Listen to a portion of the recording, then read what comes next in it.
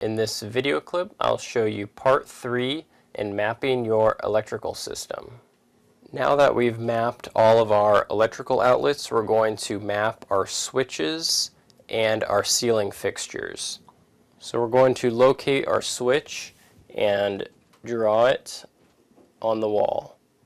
This is drawn as an S with a line through it, kind of like a dollar sign.